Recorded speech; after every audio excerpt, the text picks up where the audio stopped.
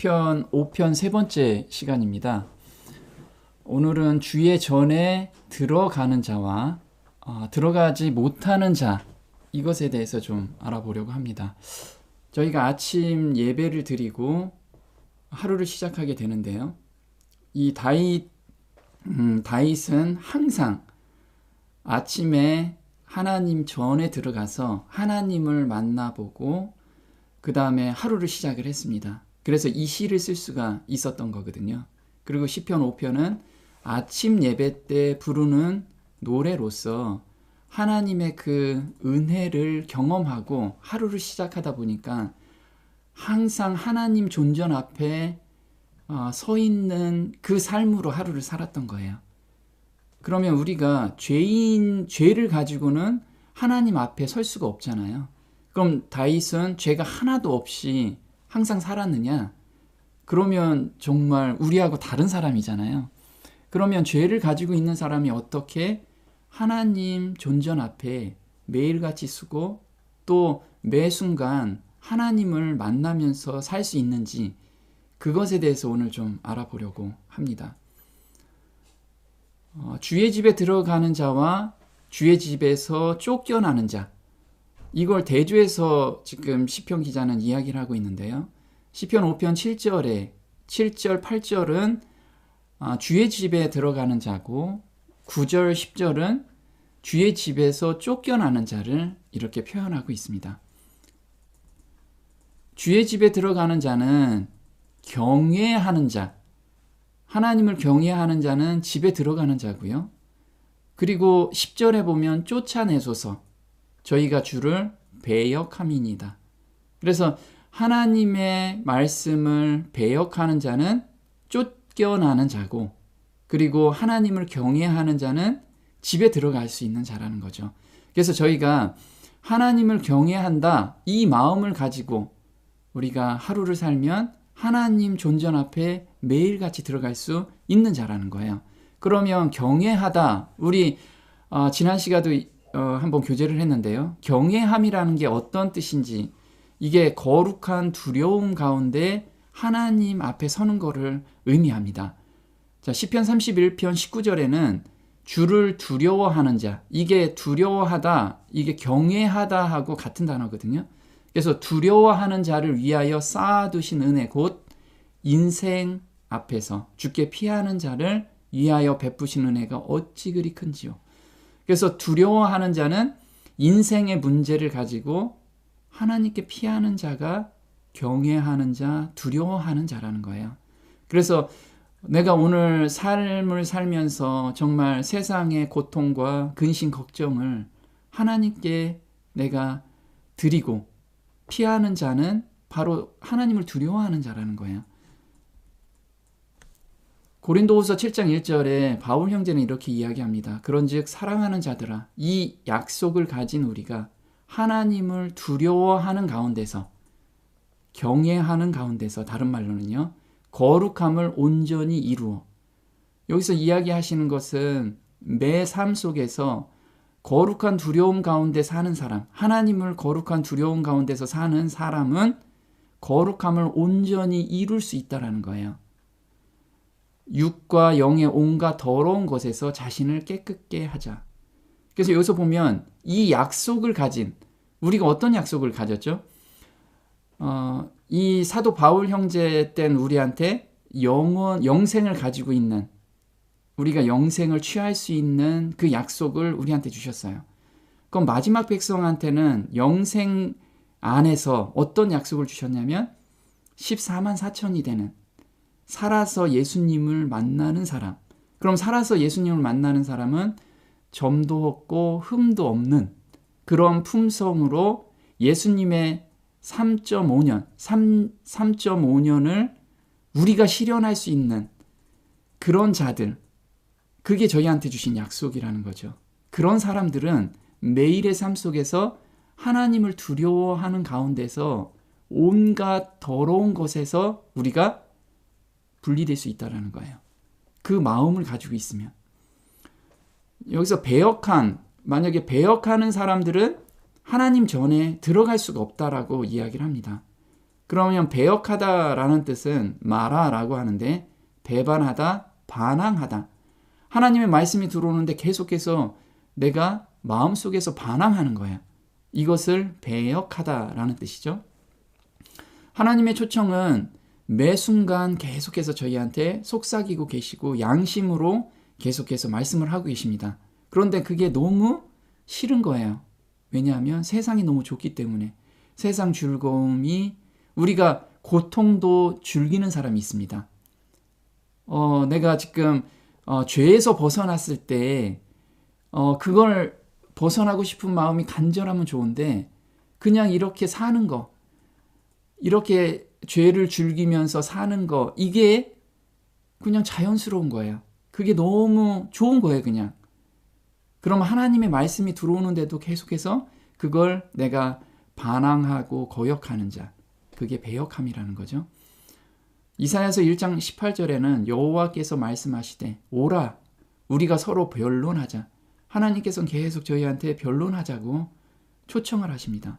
너희 죄가 주홍 같을지라도 눈과 같이 희어질 것이요 진홍같이 붉을지라도 눈과 같이 희어질 것이요 진홍같이 붉을지라도 양털같이 되리라. 너희가 거절하여 배반하면, 여기서 배역함과 배반하면 칼에 삼키우리라. 여호와의 입의 말씀이니라. 그래서 지금 하나님께서는 계속해서 너희 죄 가지고 나한테 와라. 계속 초청을 하는데 싫어요. 이 죄 내가 너무 좋아요. 하면서 마음 깊은 곳에서는 그걸 하나님께 가져가고 싶지 않은 마음, 이런 게 배역하는 마음이라는 거죠. 하나님을 경외하고 다른 말로는 두려워하는 삶은 어떤 삶인가? 오늘 하나님의 영광 앞에 서며 살아가는 자는 살아서 인 맞는 자예요. 우리가 인을 맞는다라고 하는 것은 영광 앞에 매일같이 서 있는 자신을 보면서 사는 삶을 바로 인 맞는 삶이라고 하는 거예요. 그냥 인 맞는 게 아니고 살아있는 인. 예수님의 쉐키나 영광 앞에 서면 사람이, 죄인은 설 수가 없습니다. 예수님의 재림 때 바위야 산아 나를 엎어라 뒤엎어줬으면 좋겠다. 그 영광 앞에서는 죄가 터럭도 있다면 설 수가 없다라는 거예요. 우리는 매일 내 죄된 마음과 세상을 좋아하는 마음을 쉐키나 영광 앞에 놓고 앞에 서 있는 그 자신을 항상 생각하면서 예수님께 그걸 온전히 드려야 된다는 거예요. 이게 실질적이어야 된다는 거예요. 계시록 7장 14절에는 킹제임스 버전으로 이들은 대환란에서 나온 사람들이며 자기들의 옷을 씻어 어린 양의 피로 희게 하였느니라. 여기서 보면요, 자기들의 옷이래요. 우리 옷은 다 더럽고 헤어졌고 그런 옷이잖아요. 이 옷이 예수님의 피로 희게 돼야 된다는 거예요. 우리가 칭의라고 하면 입혀주시는 의. 근데 우리 옷이 깨끗해져야 된다는 거예요. 그게 바로 14만 4천이라는 거죠. 이 사람들은 정말 이 땅에서 품성이 온전한 자야 되는 거예요. 우리는 여기로 지금 우리를 인도해 가고 계세요. 마지막 백성들은 품성이 온전한 자야 되는. 그래서 계시록 14장 4절에는 어린 양이 어디로 인도하든지 따라가는 자며 그 입에 거짓말이 없고 흠이 없는 자들이더라. 그래서 이게 자기들의 옷이 이렇게 바뀌어야 되는 사람들이 14만 4천, 우리를 부르신 거라는 거예요. 골로새서 3장 22절에 바울 형제는 이렇게 이야기합니다. 하나님을 경외하는 삶이 구체적으로 어떤 삶인지를 저희한테 알려주셨어요. 종들아, 모든 일에, 우리가 교회 생활을 하는 일에만 이걸 말씀하신 게 아니고요. 일상 삶에서 모든 일에 육신의 상전들에게 순종하되 사람을 기쁘게 하는 자와 같이 눈 가림만 하지 말고 오직 주를 두려워하여 성실한 마음으로 하라. 무슨 일을 하든지 마음을 다하여 주께 하듯 하고 사람에게 하듯 하지 말라. 그래서 항상 예수님이 내 앞에 계시다는 것을 생각하고 일을 하라는 거예요. 상전한테 잘 보이려고 하지 말고 그것을 뛰어넘으라는 거죠. 이렇게 모범을 보인 사람이 누군가 하면 요셉입니다. 창세기 39장 2절은 요셉이 보디발의 종으로 팔린 그 시점이었어요. 근데 여호와께서 요셉과 함께 하심으로 그가 형통한 자가 되어, 형통한 자라고 지금 이야기를 하고 계시거든요. 종으로 팔려갔는데 어떻게 형통하냐 이거죠. 우리가 지금 환난과 어떤 고통 가운데 있다고 하면 형통한 자라고 우리한테 말씀하시는 건 예수님께서 내 존전 앞에 계심을 보고 내가 오늘을 살면 그게 형통한 자라는 거예요. 그 주인 애굽 사람의 집에 있으니 그 주인이 여호와께서 그와 함께 하심을 보며 또 여호와께서 그의 범사에 형통케 하심을 보았더라. 그래서 우리가 모든 일, 매 순간 내가 예수님 앞에 있다라고 생각을 하면서 살면 정말 게으름이, 그리고 남을 비방하거나 아니면 다른 사람을 그냥 모른 채 하고 갈 수 있지 않다라는 거예요. 그래서 요셉은 종이지만 정말 그 일을 최선을 다했어요. 예수님께서 시키신 일이라고 생각하고 최선을 다했어요. 그 일에 예수님이 함께 하신 거죠. 하나님이 함께 하시다 보니까 일이 형통하게 되겠죠. 그래서 그 주인도, 주변 사람들도 이 사람은 하나님과 함께 하고 계시는구나, 이걸 알게 됐어요. 마찬가지라는 거예요. 우리 삶 속에서 저 사람 욕심쟁이, 그리스도인이라고 하는데 욕심장이, 자기만 아는 사람, 너무 게으른 사람. 저희가 그리스도인이라고 하면 느낌은 뭐냐면 무능력하고 게으르고 남을 배려하지 못하고 이런 이미지가 너무 크다는 거예요. 왜냐하면 하나님 앞에 서 있다라고 생각을 안 하기 때문에 그래요. 의인은 어떤 자를 말하는가? 시편 5편 11절 12절 결론입니다. 오직이라고 써있는 건 이거밖에 없다라는 거죠. 주에게 피하는 자.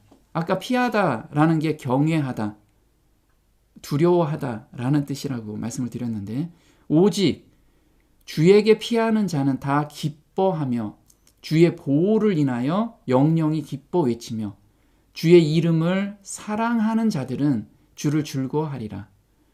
여호와여, 주는 의인에게 복을 주시고 방패로 함같이 은혜로 저를 호위하시리이다. 그래서 주께 피하는 자는 그 마음에 은혜가 충만해서 사는 거예요. 하나님 함께 하시다는 것을 항상 느끼기 때문에. 근데 여기서 의인에게 복을 주신다. 이 의인을 누구라고 얘기하냐면 주께 피하는 자를 의인이라고 이야기를 해요.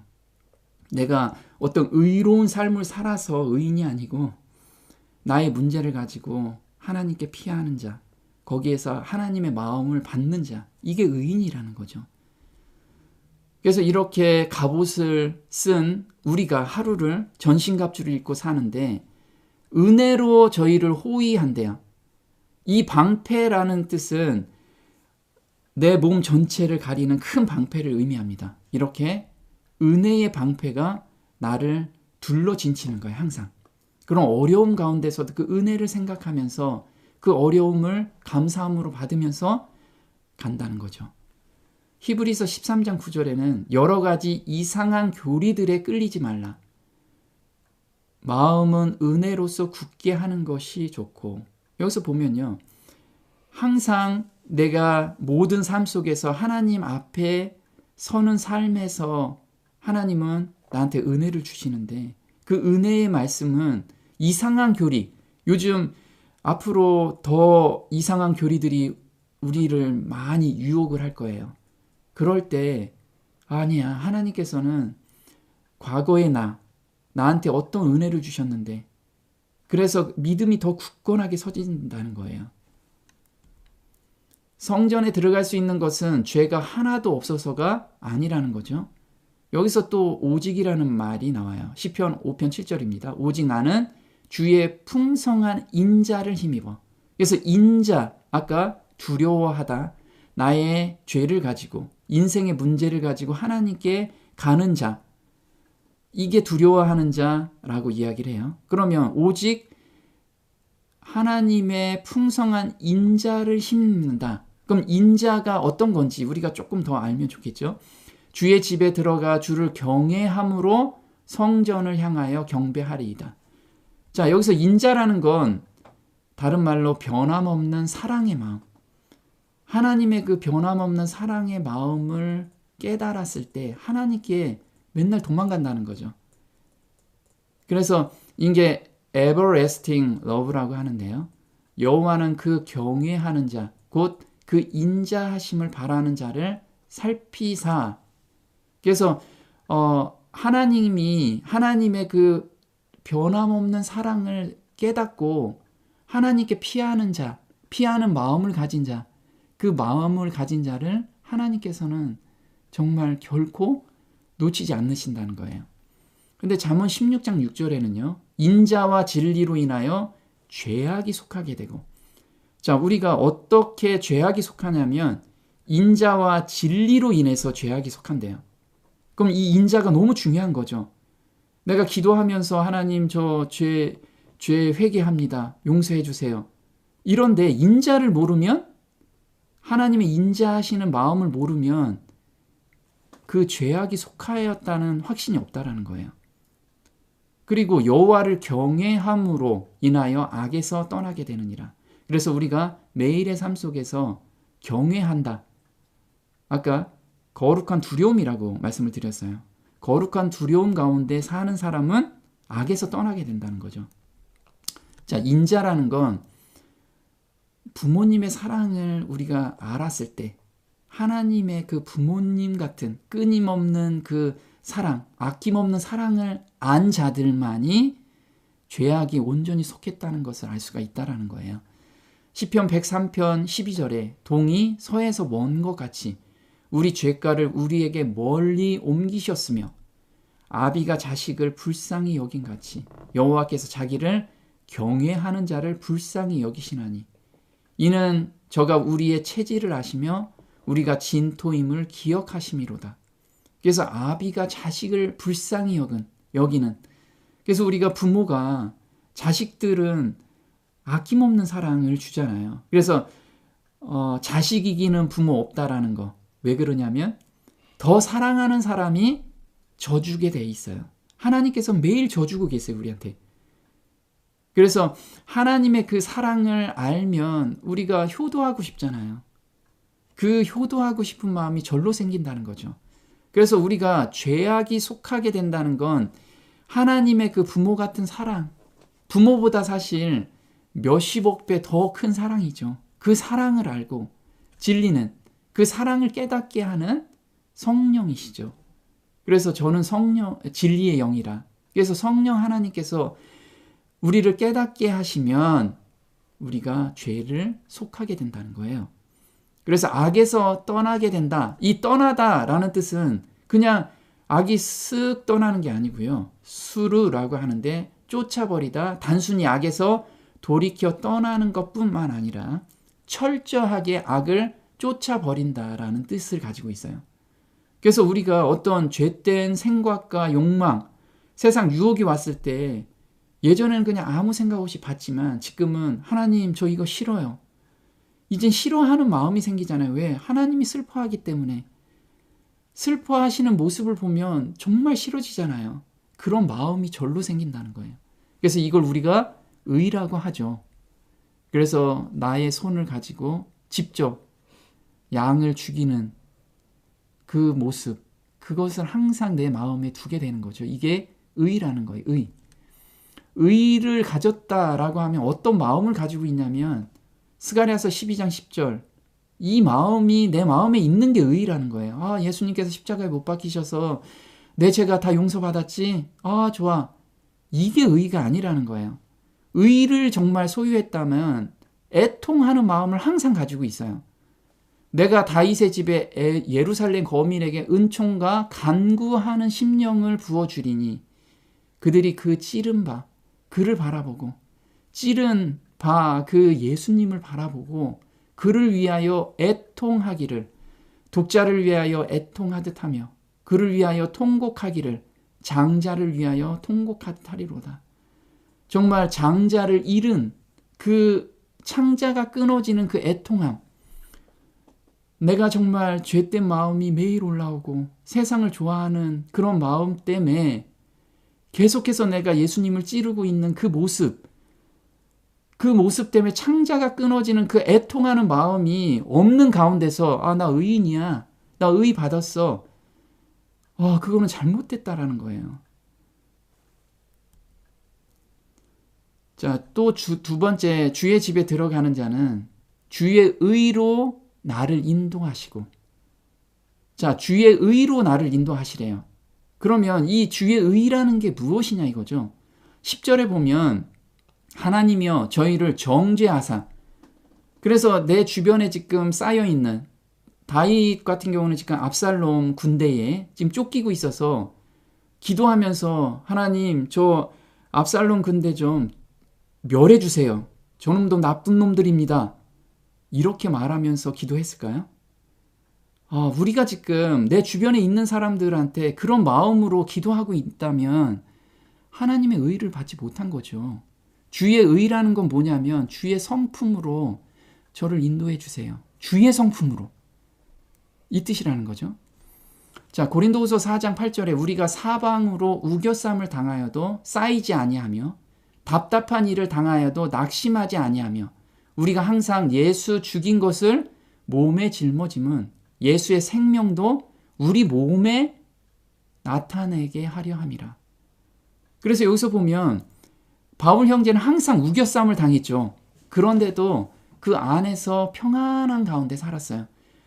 지금 나를 우겨싸는 사람을 위해서 정죄하거나 그 사람을 위해서 벌해달라고 기도한 적이 한 번도 없습니다. 우리는 근데 그러잖아요. 자, 우리 몸에 짊어진다라는 뜻은 뭐냐면 누가복음 8장 15절이에요. 좋은 땅에 있다는 것은 우리가 정말 좋은 땅이라면 이런 게 나타난다는 거예요. 착하고 좋은 마음으로 말씀을 듣고 지키는데 인내로서 결실한다는 거예요. 그래서 우리가 그 말씀을 지킬 때 항상 반대 세력이 있는데 그걸 인내로서 우리가 지켜가는 것이 좋은 땅에 있는 자라는 거예요. 그냥 듣고 있는 게 아니고. 근데 데살로니가후서 3장 5절에는 주께서 너의 마음을 인도하여 하나님의 사랑과 그리스도의 인내에 들어가게 하시기를 원하노라. 예수님께서 참으신 그 인내를 우리가 갖기를 원하시는 거예요, 지금. 그래서 너의 인내로 너의 영혼을 얻으리라. 그래서 우리가 말씀을 듣고 지키는 거 거기에서 멈추면 영혼을 얻을 수 없어요. 우리가 영생을 얻을 수 없다라는 거예요. 듣고 지키고 인내로서 도달해야 돼요. 그리고 생명도 우리 몸에 나타내게 하는 건데 예수님의 생명을 어떻게 나타내죠? 우리 품성으로 나타나게 하는 거죠. 그럼 예수님의 품성은 어떤 거냐면 누가복음 23장 34절에 아버지여 저들을 용서해 주옵소서. 그들은 자기들이 하는 것을 알지 못하나이다. 그래서 자기를 지금 십자가에 못 박고 조롱하는 자를 위해서 기도하고 계시잖아요. 저들을 용서하소서. 이게 우리 몸에 이게 나타나야 돼요. 우리 삶 속에서. 그리고 악인들은 심중이 심히 악하며 이 뜻은 뭐냐면 악하다라는 뜻은 하우오트라고 하는데 파멸. 그들의 심중에는 파멸의 세력으로 가득 차 있다. 그래서 만나는 사람마다 화가 가득하잖아요. 모든 사람들. 하나님의 의를 받지 못한 사람들은 다 화가 가득해 있어요. 그래서 조금만 해도 욱하는 성질들. 근데 우리도 그렇게 따라가면 안 된다는 거죠. 자, 정죄하다. 아까 우리가 저들을 벌하여 주세요. 이런 게 아니라 그랬어요. 그래서 바울 형제는 로마서 12장 19절에는 내 사랑하는 자들아 너희가 친히 원수 갚지 말고 진노하심에 맡기라. 그건 하나님의 영역이니까 하나님께 맡기고 그 사람들의 구원을 위해서 우리가 기도하라. 이게 지금 바울의 가르침인 거예요. 기록되었을 때 원수 갚는 것이 내게 있으니 내가 갚으리라고 주께서 말씀하시니라. 내 원수가 줄이거든 먹이고 목마르거든 마시우라. 그리함으로 내가 숯불을 그 머리에 쌓아 놓으리라. 악에게 지지 말고 선으로 악을 이기라. 그래서 지금 예수님의 마음을 받은 사람은 악에 지지 말고 나한테 잘못한 사람을 욱하고 대응하지 말고 선으로 악을 갚으래요. 선으로 악을 갚으라. 자, 선으로 악을 갚으라 라는 뜻은 복수하는 것은 강함이 아니라 약함의 표시다. 화를 참지 않고 그리스도인 원칙인 사랑과 자제를 포기하는 자는 패배하는 것이다. 그러나 복수하려는 욕망을 억제하고, 억제를 어떻게 하죠? 예수님께 드린다라는 거예요. 피하는 자. 그 욕망을 피하면, 가지고 예수님께 피하면 자신에게 가해진 악을 친절을 베풀 기회로 전환하는 사람은 자신과 악한 세력의 승리를 거둔다. 그래서 우리 승리하는 자는 대응해서 내가 이기는, 말싸움에서 이기는 게 아니고 그 사람을 위해서 기도해 주는 마음, 그 마음을 받는 자가 이기는 자라는 거죠. 하나님께서 죄인들을 회개로 이끄는 원리가 있습니다. 회개로 이끄는 원리가 벌을 내리시고 무섭게 해서 회개로 이끄시는 그 이끔이 아니고 이렇게 이끄세요. 회개로 인도하심은 하나님의 인자하심과 오래 참으심이라는 거죠. 로마서 2장 4절에는 하나님의 인자하심이 너를 인도하여 회개케 하심을 알지 못하여 그의 인자하심과 용납하심과 길이 참으심의 풍성함을 멸시하느냐. 그래서 하나님께서 돌아오기를 오매불만 기다리는 그 마음, 부모 같은 마음, 이것이 사람들을 회개로 인도하신다는 거예요. 우리도 마찬가지라는 거예요. 인자하심과 오래 참으심을 우리가 맛보았으면 그렇게 하라. 그래서 우리도 마찬가지예요. 하나님의 그 인자하심과 오래 참으심을 통해서 우리가 구원을 받았잖아요. 죄사함의 경험을 받습니다. 거듭남의 경험을 받았으면 너희도 그렇게 해라. 너희는 왜 그렇게 안 하느냐? 이렇게 우리한테 말씀을 하고 계시는 거죠. 시편 34편 8절에는 너희는 여호와의 선하심을 맛보아 알지어다. 그에게 피하는 자는 복이 있도다. 그래서 선하심을 맛본 자는 그렇게 하라는 거예요. 에베소서 4장 32절에 서로 인자하게 하며 불쌍히 여기며 서로 용서하기를 하나님이 그리스도 안에서 너희를 용서하심과 같이 하라. 예수님께서는 용서를 정말 죽기까지 용서를 해주신 거예요. 죽음으로써도 용서를 하신 거죠. 우리는 거기까지 가야 돼요. 그래서 매 순간 하나님의 선하신 뜻이 무엇인지 그래서 매 순간 분별하라는 거예요. 내가 교회 다닐 때만 기도할 때만 그런 게 아니고 매 순간 하나님의 뜻이 무엇인지를 우리가 분별하라는 거예요. 너희는 이 세대를 본받지 말고 오직 마음을 새롭게 함으로 변화를 받아 하나님의 선하시고 기뻐하시고 온전한 뜻이 무엇인지 분별하도록 하라. 로마서 12장 2절입니다. 항상 이걸 생각하고 분별하라는 거예요. 사람을 회개로 이끄는 것은 하나님의 선하심과 인내와 오래 참음이다. 하나님의 형상으로 변화되어가는 그리스도인은 원수를 대하는 것을 통해 그의 품성이 매일 사랑하신 하나님의 품성으로 점점 변해가고 있음을 보여줄 것이다. 그래서 우리는 지금 시험이나 어려움이 온다면 하나님의 품성을 드러내는 기회라는 거예요. 그게. 우린 그렇게 생각해야 된다는 거죠. 영국에 그 찰스 스펄전이라는 분이 계십니다. 이분이 이렇게 이야기를 해요. 하나님께 우리의 나날의 아침과 더불어 우리의 전 생애의 아침을 드리자.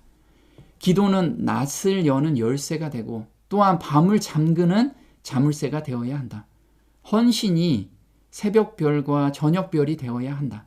만일 우리가 바르게 하루를 시작한다면 그날 온종일 하나님의 임재를 더 깊이 느낄 수 있을 것이며 또한 고요하고 확신에 찬 마음을 가지고 잠자리로 돌아올 것임을 크게 신뢰할 수 있을 것이다. 그래서 이 스펄전 이분은 매 새벽을 하나님께 온전히 바치고 매 순간을 하나님 존전 앞에 서서 그렇게 삶을 살았다라는 거예요. 우리도 이런 삶을 살자는 거죠. 그리고 이 삶을 살 수 있도록 하나님께 인도하심을 항상 간구하면서 오늘을 맞이했으면 좋겠습니다. 오늘 여기까지 하겠습니다. 하늘에 계신 저희 아버지, 저희가 삶 속에서 매 순간 하나님의 존전 앞에 서 있다는 그 생각으로 하루를 살게 된다면 그 어렵고 고통이 저희한테 주어지는 것도 하나님의 품성을 드러내는 정말 귀중한 기회임을 저희로 알게 하심에 감사를 드립니다. 저희는 때때로 하나님의 그 변함없는 사랑을, 저희를 기다리고 계시는 그 하나님을 잊고 사는 경우가 너무나 많습니다. 그래서 저희가 가지고 있는 걱정, 근심, 또 세상의 유혹을 제가 가지고 있는 경우가 너무나 많습니다. 하지만 하나님께서 항상 저희 앞에 계시고 변론하자라고 항상 초청해 주시는 그 음성을 항상 들을 수 있도록 저희를 인도하심에 감사를 드리오며 이 모든 것 우리 주 예수님의 이름으로 감사하며 기도드립니다. 아멘.